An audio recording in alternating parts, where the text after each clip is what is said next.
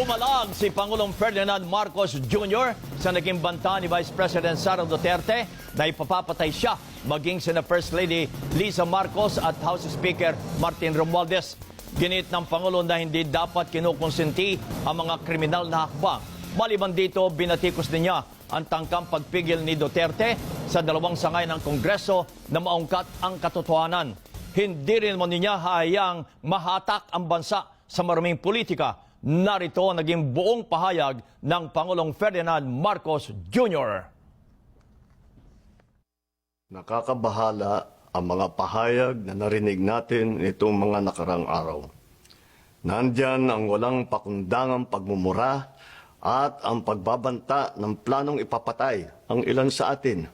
Kung ganun na lang kadali ang pagplano sa pagpatay ng isang presidente, paano pa kaya ang mga pangkaraniwan na mamamayan? Yang ganyang kriminal na pagtatangka ay hindi dapat pinapalampas. Yan ay aking papalagan. As a democratic country, we need to uphold the rule of law.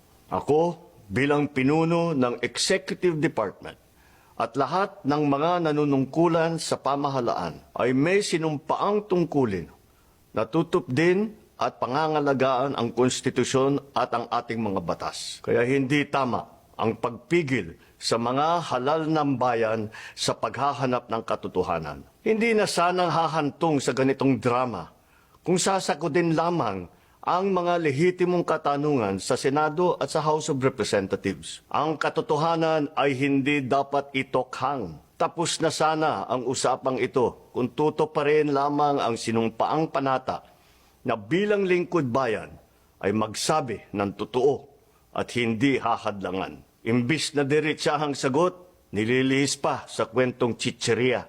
Hangad ko na matuldukan na itong mga pangyayaring ito sa parang matiwasay at magdadala sa atin sa katotohanan. 12 taon din ako nanungkulan sa magkaparehong kamara ng Kongreso.